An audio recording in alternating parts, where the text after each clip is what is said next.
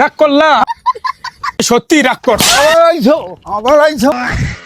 উপরে আকাশ নিচে মাটি এখন যে কথাগুলো বলবো একদম খাঁটি দাদা বলো বিসমিল্লাহ বিসমিল্লাহ সুবহানাল্লাহ সুবহানাল্লাহ। এই যে সুবহানাল্লাহ বিসমিল্লাহ বলছো এতে তোমার লাভ হইছে না ক্ষতি হইছে লাভ হইছে প্রতি মাসে তোমার ঘরে কারেন্ট বিল যেটা ওঠার কথা কিন্তু তার চেয়ে 10 গুণ বেশি ওঠে কথাটা সত্য বলছি না মিথ্যে বলছি সত্য বলছেন রাগ করলা না দাদা ভাই তোমার পাশের ঘরে কারেন্ট বিল ওঠে 200-300 টাকা কিন্তু তোমরা লাইট ফ্যান কিচ্ছু চালাও না তোমার ঘরে কারেন্ট বিল ওঠে 1000-1500 টাকা তোমরা ভাবতে থাকো যে কারেন্ট বিল কখন উঠাইতে আসবে পরে পিছের দিয়ে ফিডাবা কিন্তু কখন যে উঠাইয়ে যায় তোমরা টেরও পাও না সত্য বলছি না মিথ্যে বলছি সত্য রাগ করলা না। কারেন্ট বিল যে উঠাইতে আসে যদি মনের ভুলে তোমার সাথে দেখা হয়ে যায় তার যদি জিজ্ঞেস করো যে স্যার কত ইউনিট উঠছে কিন্তু সে বলতে চায় না উল্টা আরো বললে যায় তুমি ঘরে লাইট চালাও বেশি ফ্যান চালাও বেশি ফ্রিজ চালাও এই জন্য তোমার ইউনিট বেশি ওঠে কারেন্ট বিল দাও না নাকি 2 মাস যাবত সত্য বলছি না মিথ্যা বলছি সত্য তোমার এই কারেন্ট বিলের সমস্যার সমাধানটা আমি দিমু তুমি কি খুশি হয়ে আমাকে 500 টাকা দিতে পারবা পারমু